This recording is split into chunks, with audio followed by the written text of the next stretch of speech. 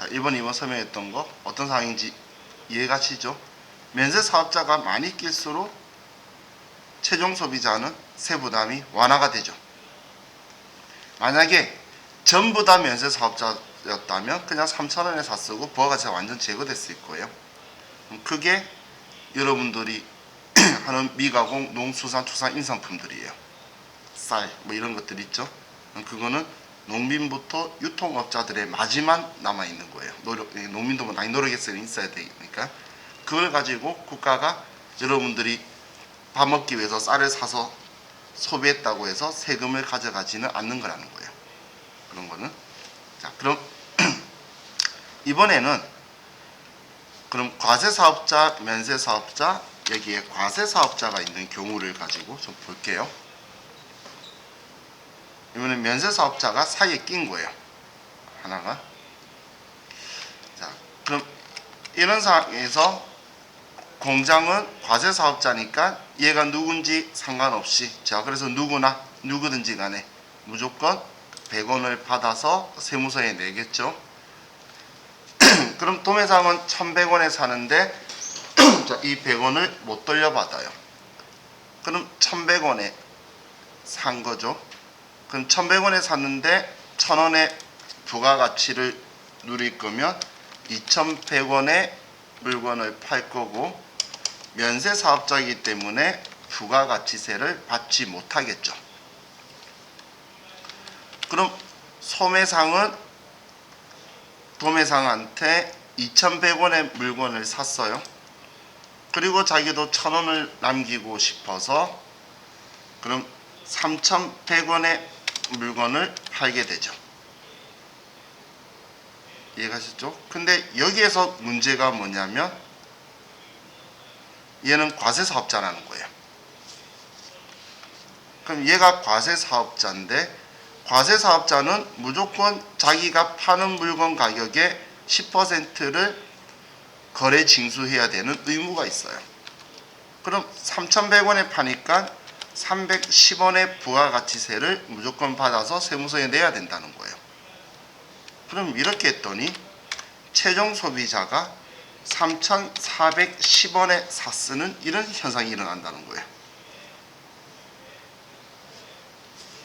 면세제도는 소비자를 위한 제도라고 제가 이야기했잖아요.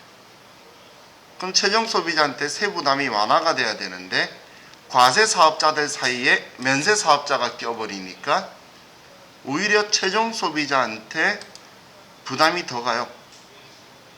전부 다 과세사업자일 때는 3,300원에 샀었잖아요. 근데 면세사업자가 하나 껴버리는 바람에 3,410원에 샀쓰는 상태가 된다는 거예요. 그럼 범인을 봤더니 사업자들이 아니야.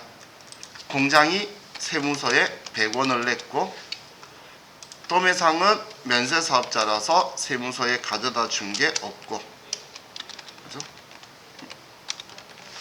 그리고 소매상은 매입세액이 없으니까 매출세액 310원을 세무서에 냈다는 거예요.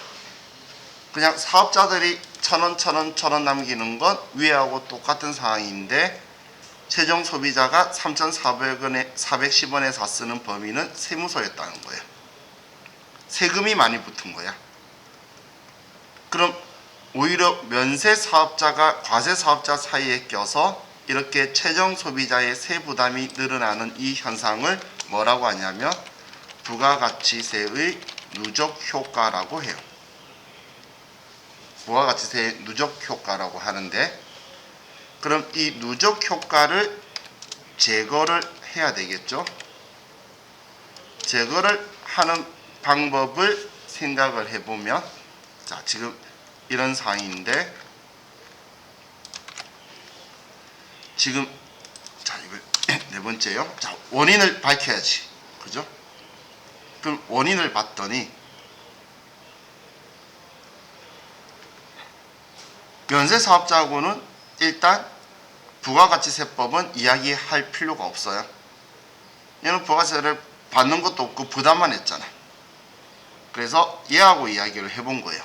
해봤더니 너 왜 3,100원에 파니? 라고 했더니 얘가 면세사업자라서 더 비싸게 샀어요 라고 말하는 거예요. 왜냐하면 과세 사업자만 있을 때는 이 소매상은 2,200원에 사지만 200원을 돌려받기 때문에 2,000원에 산 거였죠. 그죠? 그래서 1,000원 마진 붙이면 3,000원에 파는데 지금 얘는 2,100원에 샀다는 거예요. 그래서 3,100원에 팔 수밖에 없는 거예요. 그럼 결론적으로 이 소매상이 전체 과세 사업자가 있을 때보다 더 비싸게 산 거죠. 그럼 이 부분을 해결해 줘야 되잖아. 그래서 이 과세 사업자한테 그러면 너가 이 없는 매입세액을 있다고 해서 100원을 돌려줄게 라고 하는 거예요. 없는 매입세액을 있다고 해서 100원 정도를 돌려줄게 라고 하는 거예요. 너 2,100원에 샀지? 그럼 100원 돌려줄게. 그럼 얘 입장에서는 3,000원에 산 효과가 나오게 되겠죠. 그죠? 얘 입장에서는 3,000원에 산 효과가 될 거잖아. 2,000원에 산 효과가 될 거잖아. 2,100원을 주고 샀는데 100원 돌려주겠대. 매입세액 주지도 않았는데. 그럼 2,000원에 산 효과가 나오니까 3,000원에 물건을 팔 수 있다는 거예요. 그럼 얘는 300원의 부가가치세를 받으면 3,300원에 팔게 되고, 그럼 300원 받아서 100원 없는 매입세액 공제해 줄게 라고 했으니까 세무서에 200원만 내면 된다는 거예요. 그럼 누적 효과를 제거할 수가 있게 되겠죠. 지금 방금 그 상태를 제거시킨 애가 얘죠. 없는 걸 있다고 해주면, 그럼 얘가 공제를 받을 수 있도록 해주면 누적 효과를 제거한다는 거예요. 그래서 이 부가가치세는 누적 효과를 제거하기 위해서 의제 매입세 공제를 해주는 거예요. 이게 원칙이다라고 보시면 돼요. 없는 매입세액을 있다고 하는 이유. 자, 그럼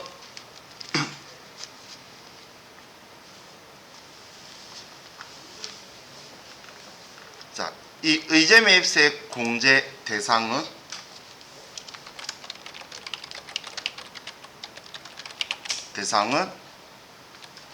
미가공, 농, 수산, 축산, 임산품을 원재료로 하여 과세품을 생산하여 판매하는 과세 사업자가 대상이에요.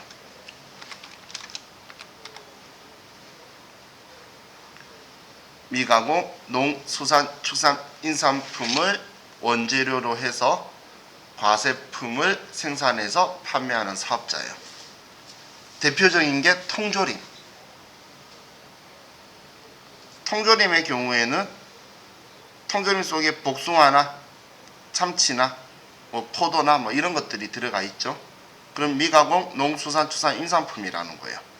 그걸 통조림은 과세품이에요. 그래서 그걸 과세품으로 판다는 거예요.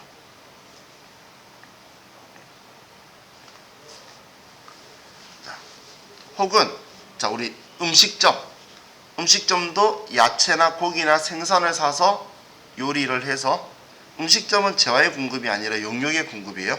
음식 만드는 기술을 제공하는 거예요. 어떻게든 그걸 가공을 해서 음식으로 만들어서 과세품으로 파는 거죠. 그래서 우리 음식점도 대상인 거예요. 그럼 이 의제 매입세 공제를 받기 위해서는 증빙이 있어야 되는데, 꼭 사업자에게는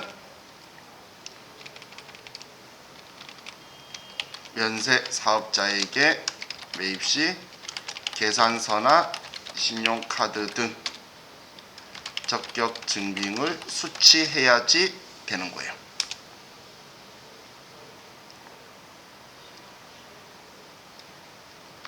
하지만 제조업의 경우 농업인 매입분을 인정을 해줄 거예요. 농업인 매입분을. 농어민 매입분을 인정해 주는데 이때는 증빙을 받을 수가 없겠죠. 농어민한테 무슨 증빙을 해달라 할 거예요. 그래서 영수증 수치라고 표현을 해요. 영수증이 무증빙이라는 뜻이죠. 근데 여기에서 그럼 중요한 거는 제조업의 경우는 인정한다는 거니까 음식점은 농어민 매입분을 인정하지 않아요. 농어민 매입분은 공제 안 된다는 이야기예요. 자, 이거 기억하셔야 돼요. 음식점은 농어민 매입분은 안 된다.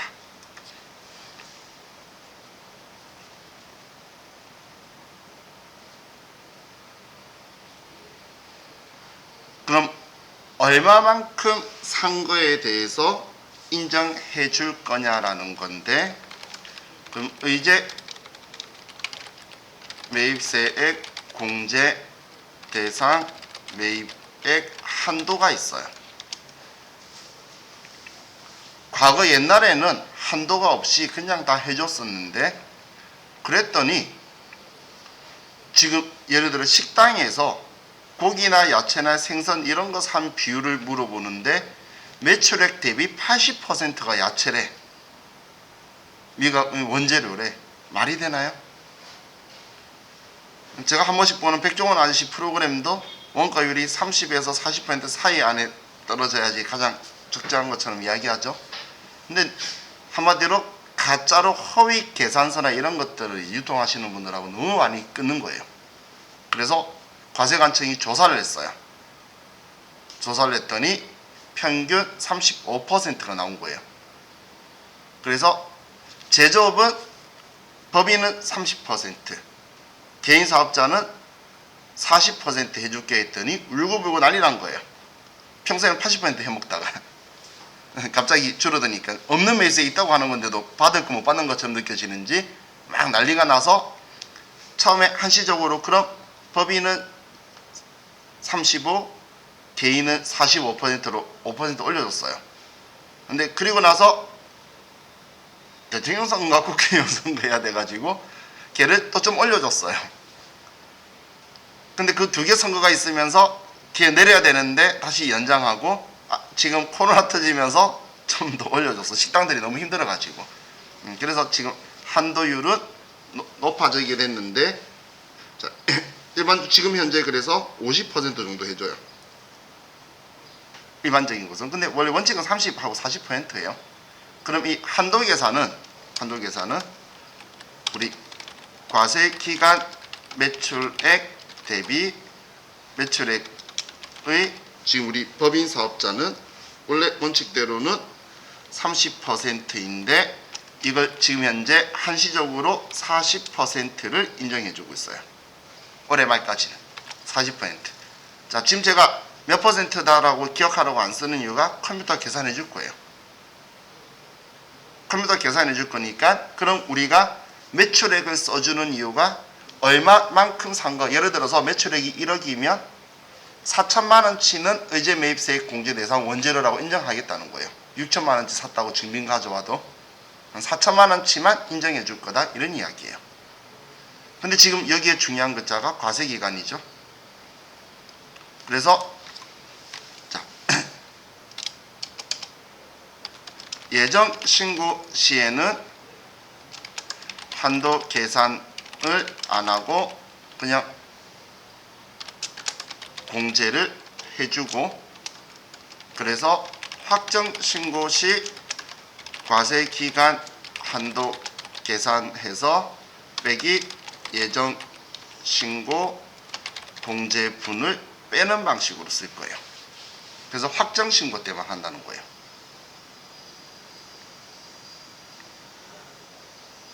한도 계산은 확정 신고 때만 한다.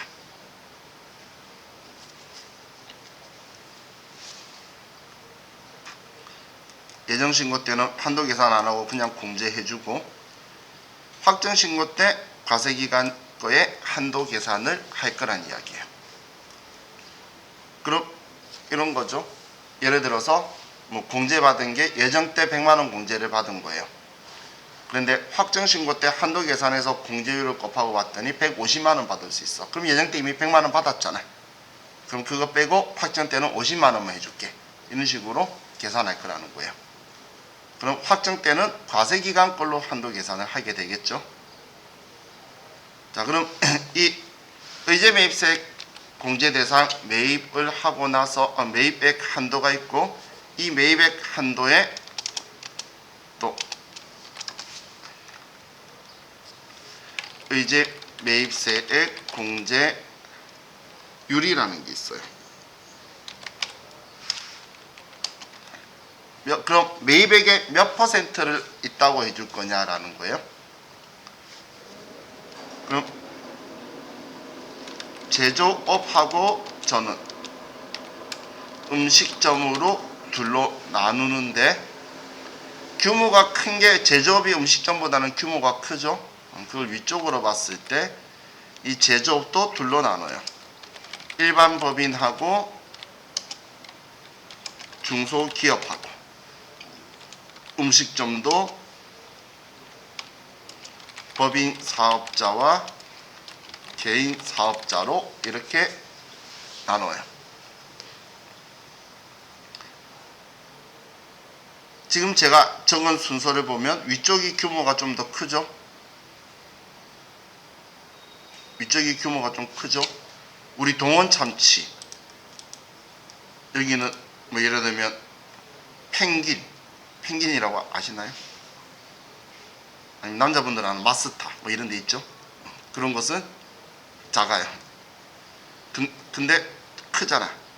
음식점도 백종원 아저씨가 하는데 뭐 그런 곳하고 우리 집 앞에 있는 백반집하고 이렇게 생각하시면 돼요. 그럼 제가 왜 잘 사는 곳을 위쪽 잡았냐면, 얘는 외워야 돼요. 여러분들 암기하셔야 되는데, 공제율이 2의 배수예요. 102분의 2, 104분의 4, 106분의 6, 108분의 8. 그래서 2의 배수로 가기 때문에 제가 잘 사는 걸 위쪽으로 올린 거예요.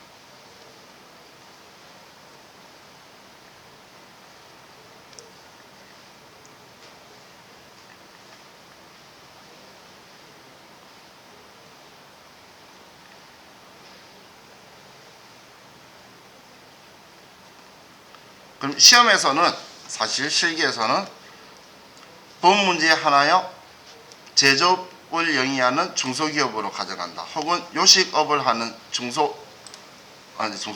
법인 음식점으로 가정한다, 이런 식으로 해서 문제가 나와요.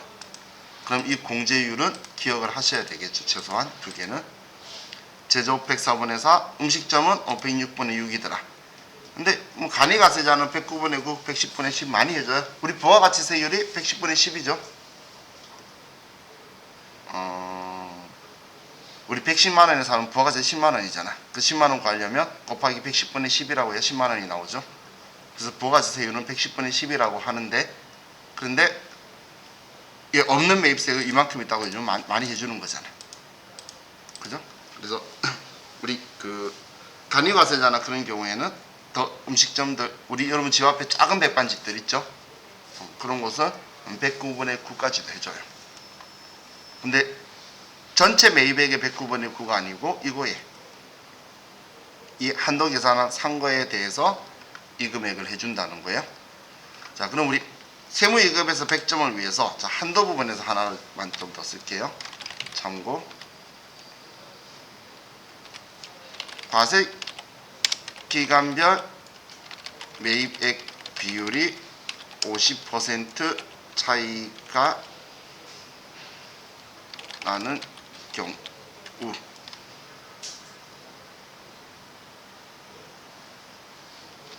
연간이에요. 죄송해요.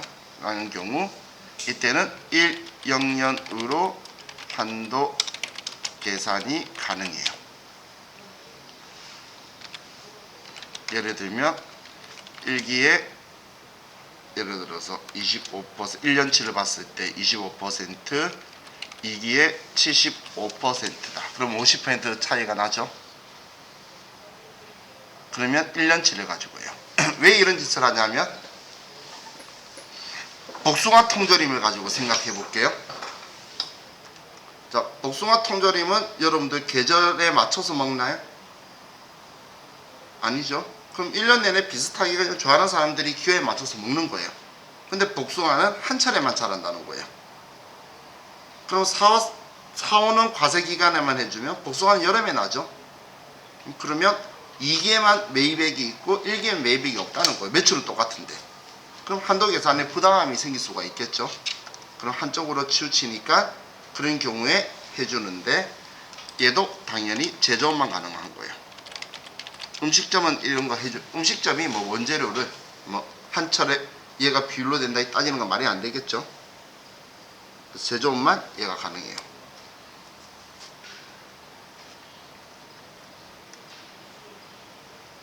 자, 그럼 이걸 가지고 이렇게 하는데, 자, 지금 여기까지 해서 여러분들이 기억하셔야 되는 것들이 뭐냐면 미가공 농수산축산 임산품만 대상인 거고, 그리고 사업자한테는 증빙을 받은 것만 가능한 거고, 그리고 농어민한테는 증빙이 없어도 되는데 음식점은 농어민 매입분 안 된다는 거 기억하셔야 되고, 한도 계산은 확정 신고 시 과세기간 한도로 계산한다라는 거 기억하셔야 되고, 그리고 최소한 공제율이 최소한 이 둘은 암기를 하고 계셔야 돼요. 제가 외우라는 이야기 잘 안 하죠. 그런데 얘는 여러분들이 기억을 하셔야 되는 거예요. 실기를 하기 위해서. 자, 그럼 이제 얘를 하나 가지고 좀 보도록 할게요.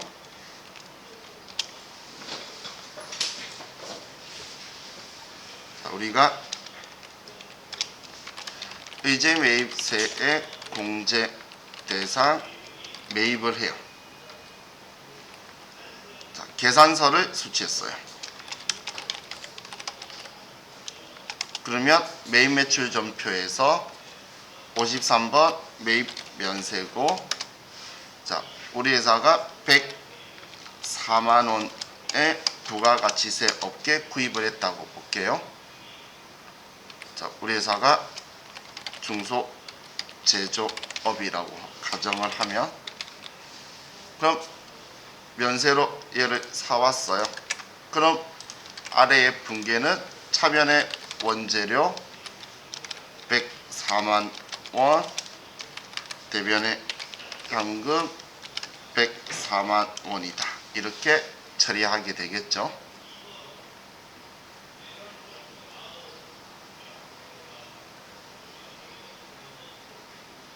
그럼 이렇게 우리가 사서 이 하나만 구입을 했다고 가정하면 의제 매입세액 공제를 받게 되면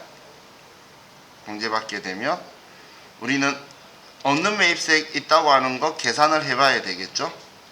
그럼 매입액이 한도에 안 걸린다고 했을 때 104만 원치 샀으면 우리가 중소제조업이면 104분의 4가 공제율인 거예요. 그럼 4만 원을 없는 매입세액을 있다고 공제해 주겠다는 거예요. 이해가셨나요? 이렇게 될 거란 이야기예요. 부가세신고서에서 만약에 얘가 있다면 지금 공제되는 매입세액이 하나도 없죠. 이런 상황에서 의제 매입세액에 104만 원이면 4만 원이다. 이렇게 쓰면 없는 매입세액이 늘어나서 공제되도록 할 거라는 거예요. 자, 그럼 어제 제가 동그라미 나의 금액이 늘어나면 장부상에 어떤 계정 과목을 늘려야 된다라고 했죠? 지금 나 공제되는 매입세액 4만 원이 늘어났잖아요. 그럼 부가세 대급금을 높여야 된다라고 했죠? 부가세 대급금을. 그럼 얘는 공제되는 만큼 차변의 부가세 대급금 4만 원을 높여주는 거예요.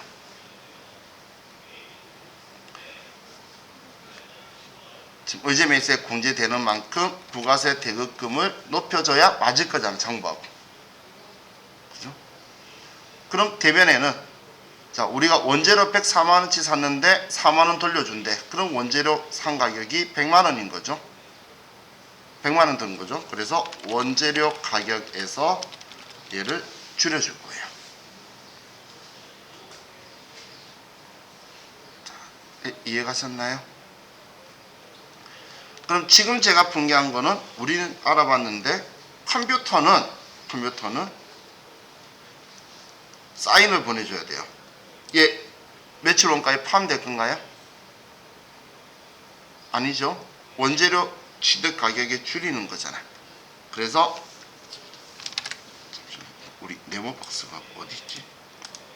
찾았다. 저기 8번을 그려야 되겠죠. 그럼 얘 샀을 때 자, 지금 제가 미가공 농수산축산 인산품을 원재료로 한다라고 했죠.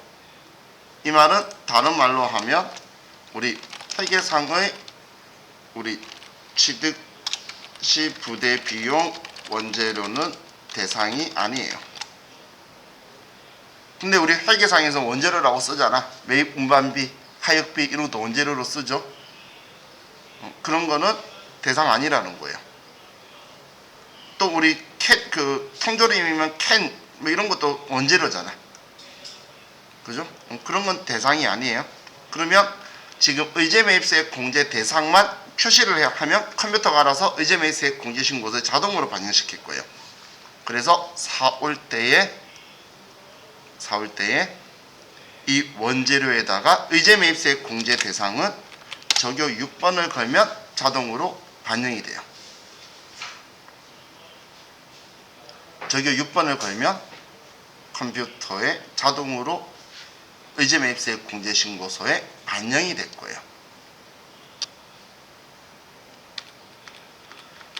자, 이건 4월 때 의제 매입세 공제 신고서에 반영하라고 쓴 거고 6번은 얘는 매출 원가에 포함시키지 말라고 쓴 거예요. 적요 8번은 타개정으로 대체로 6번과 8번의 의미 정확하게 기억을 하시고, 자, 그러면 자, 위 두 분개를 그냥 하나로 합치면 이렇게 볼 수도 있겠죠. 의제 매입세액 공제 대상 매입 시 공제 적용 회계 처리를 하면 53번 매입 면세고 104만원 샀고, 그런데 바로 적용한다면 얘들이 합치면 우리가 돈 준 거는 104만원이 맞는데, 그런데 차변에 원재료는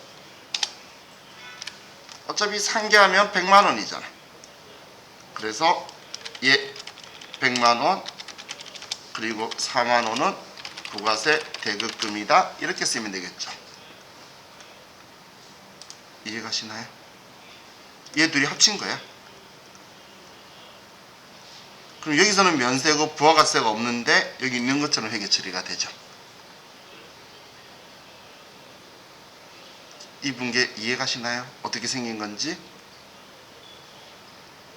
이 분계를 자, 우리 혹시 여러분들 매입 매출 전표를 쓸 때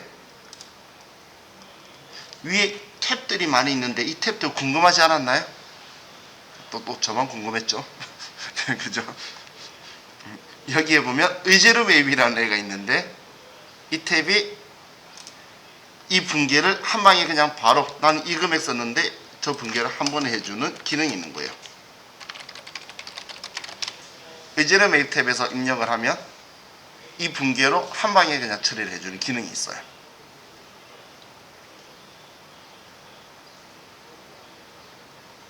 그래서 우리 이거 연습할 거예요. K레벨만 기능이 있어서 세무사에서 자랑하려고 시험 문제 내고 있어요. 요즘께서. 그럼 방금 제가 K레벨이라고 그랬죠. 자, 지금 아래 참고로 이거는 세무사회 시험용으로 이 처리할 거 공부하시고, 얘 두 개 있죠? 이거는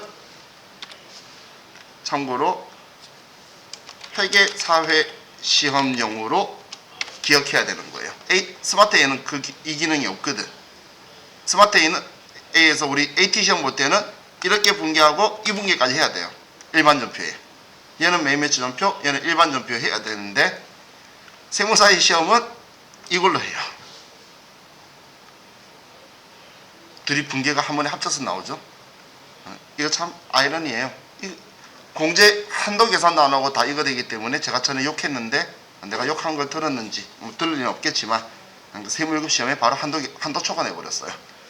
한도 초과내면 거꾸로 너무 많이 부가세 대급했으니까 이 분계 뒤집어서 해야 되는 걸 세무 1급에 내면서부터 그때부터 이렇게 하세요라고 이야기하고 있는 거예요. 제가 의리죠. 자, 지금 제가 설명한 이 분계가 429페이지로 가시면 교재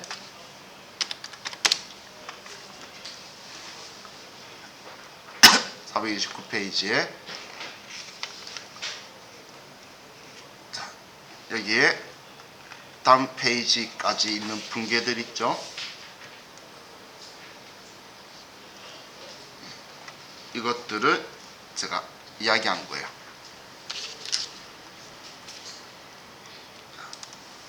그럼 우리 이론 목적으로 몇 가지만 더 기억을 해 두시면, 이론 목적으로, 자, 얘는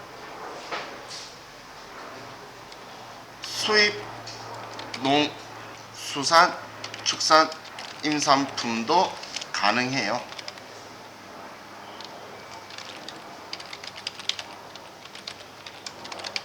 수입도 돼요. 예를 들면 꼭 음식만 되는 게 아니에요. 자, 여러분들 가스 있죠? 집에 가스레인지나 이런 가스는 무슨 냄새죠? 원래 LPG 가스는 무색 무취예요.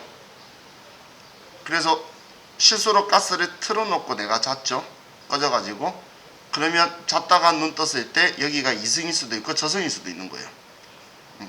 그렇기 때문에 경각심을 사람들한테 일으키려고 여러분들이 가스 쾌쾌한 냄새는 양파 섞인 냄새예요. 그래서 음식점 갔을 때 가스 새는 냄새 난다고 하면 사장님이 웃으면서 근처에 양파 창고 있어요, 이런 것도 있어요. 양파 썩는 냄새가 가스 냄새예요. 근데 그럼 가스를 만들 때 들어가는 원재료로, 가스는 재화죠. 과세거래예요. 재화의 공급이에요. 그럼 가스의 원재료로 양파가 들어가요. 근데 양파는 썩힐 거니까 우리나라에 질 좋은 거 쓸 필요 없죠. 그래서 중국산 파종되는 썩어가는 양파를 컨테이너로 대량 사와서 썩혀요. 그래서 공기에 같이 압축해서 넣어요. 그래서 가스공사도 의제 매입세 공제를 받아요. 그럼 수입산도 된다는 이야기. 중국산 써요, 걔네들. 또 가스의 원료의 양파다라 이거 기억하라는 게 아니고, 수입산 수입 농수산 축산 인산품도 되고 음식만 되는 게 아니다 라는 거 이야기한 거예요. 그리고 사용 유무는 불문하고 공제 가능. 꼭 이번 과세 기간에 다 써야 되는 게 아니라는 거예요. 저는 교재에서 일어날 때 매입세액 들어갔을 때 이런 표현 적혀 있었죠. 사용되었거나 사용돼. 한마디로 사용했던 사용 안 했던 공제해 줄게. 대신 딴짓거리 하면 너네 배터 내고 혼도 나고 가산세 낼 준비해. 이런 식인 거잖아요. 그래서 시험에서 매입액이 아직 몇 퍼센트가 얼마치가 미사용분으로 남아있다라는 건 함정이에요. 신경 쓸 필요 없다라는 이야기예요. 미사용분 이야기를 하면. 아시겠죠? 자, 그럼 이제 의제 매입세 공제 신고서를 하기 위한 이론적 내용은 자하고 같이 봤고, 자, 그럼 의제 매입세 공제 신고서를 먼저 들어가서 구경을 좀 할게요.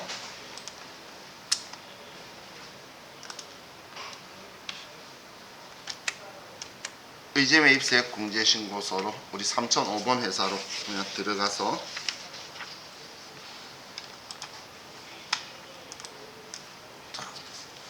먼저 1월부터 3월이라고 해서 들어가 보면 자, 의제 매입세 공제 대상이 되는 사업자별로 며칠날 어떤 증빙을 받았다. 신용카드다, 계산서다, 아니면 제조업의 경우에는 농어민한테 받은 거다. 미가공, 농수산축산, 임산품이 맞는지 매입가격, 공제율은 외워야 된다라고 했죠. 104분의 4, 106분의 6. 그러면 매입가격의 공제율만큼 세액이 나오게 돼요. 그럼 여기에 사업자별로 날짜별로 사온게 다 들어오면 지금은 예정신고기 때문에 여기에 커서도 아예 안 들어갈 거고 지금 안 써서도 그런 거지만 확정신고 때는 이제 여기 아래에서 한도 계산을 해요. 그럼 한도 계산 앞에 말했을 때 매출액 대비한다라고 했잖아요. 그렇기 때문에 매출액이 과세표준이죠. 제가 전에 이런 말 했었죠. 회계에서는 매출액, 부가가치세법은 과세표준, 소득세 법인세는 수익금액이라 표현할 거라고. 그래서 여기는 과세표준 적혀 있는데 시험에서는 매출액 이렇게 식으로 말할 거예요. 그러면 여기 예정때 매출액, 확정때 매출액을 쓰면 과세기간의 매출액이 나오죠. 그럼 이거의 40%가 한도인데 그럼 이 매입액은 예정거, 확정거 합친 거 써야 되겠죠. 저 이거 제일 마음에 안 들어요. 얘가. 왜냐면 스마트 A는 보면 새로 스마트 A 회사가 없구나.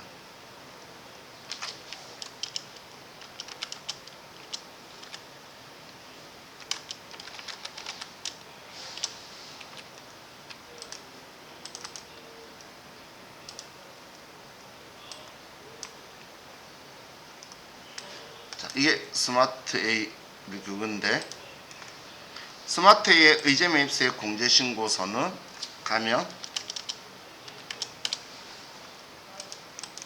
여기에 똑같이 과세 표준에 예정분, 확정분하고 단기 매입액에 예정분, 확정분을 이렇게 나눠놨기 때문에 사람들이 예정거, 확정거를 잘 써요. 칸이 따로 있으니까. 그죠? 그런데 KLF 프로그램은 예정 확정 안 나눠놓고 그냥 단기 매입액만 적어서 확정가만 써서 예정가 안 돼가지고 세무일급 때 엄청 많이 틀려요. 왜 이렇게 했는지 모르겠어.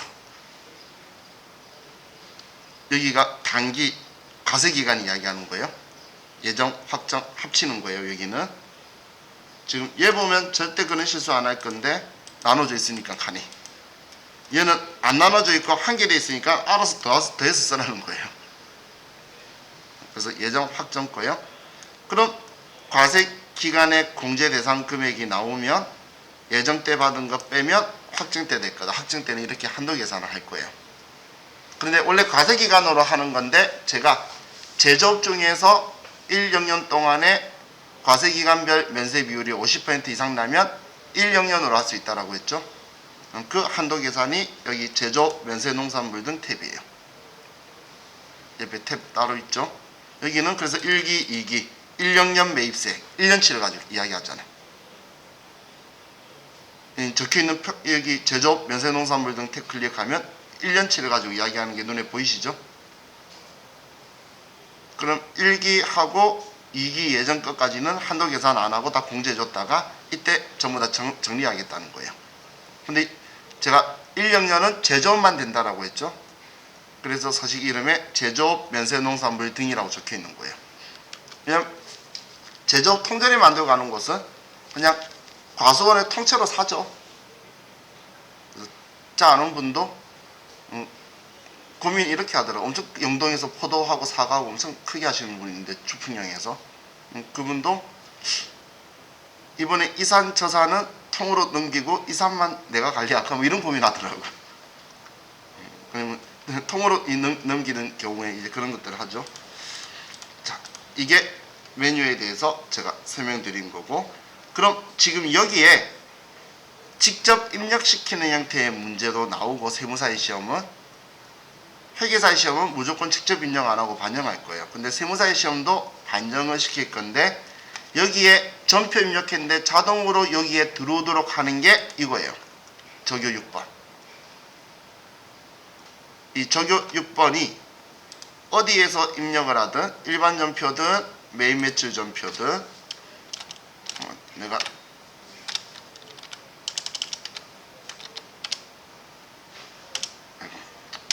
상관없으니까 이거 보여드리려고 하는 거니까 원재료에서 여기 적요에 보면 6번 의제 매입세 공제 신고서 자동 반영분이라고 대놓고 적혀 있죠.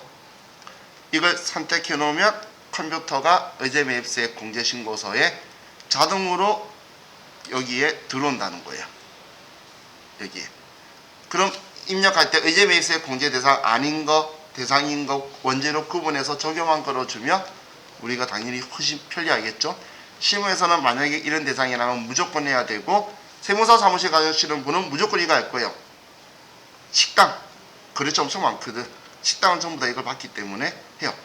자, 여러분 주위에 전에 우리 반에 수업 들으시는 분 중에 그런 분 있었는데 자기 가족이나 아는 사람 중에 음식점 하시는 분 있으시면 그때 저희 반에 자기 아버지가 음식점 하셨는데 걔도 핸드볼 선수하다가 회사 다닐 거라고 오내고 자기 아버지도 역도 선수였대요. 세금하고 전혀 관계없으시게 생겼고 식당 하시는데 아버지가 의제 매입세액을 알더래. 자기가 아는 척했더니 아버지가 다 알더래. 식당 하시는 분은 전부 다 알아요. 그래서 그 식자재 납품하시는 분하고 계산서 얼마 막 합의도 보고 막 그래요. 자기 돈하고 걸려 있으면 다 알게 되는 거예요, 세금은. 그래서 나중에 이거 공부하고 나서 식당 하시는 분하고 의제 매입세 이야기하면 전부 다 아실 거예요. 그럼 여러분들이 세무사 사무실 가도 이거에 대해서 이야기를 당연히 작성할 수밖에 없겠죠. 그래서 실무에서 볼 수밖에 없어요. 자, 그럼 저와 같이 이제 메뉴에 대해서만 대충 봤고 이제 우리 쉬었다가 이제 우리 컴퓨터 책 교재대로 연습하고 기출문제 풀어보고 그렇게 할게요. 쉬었다 합시다.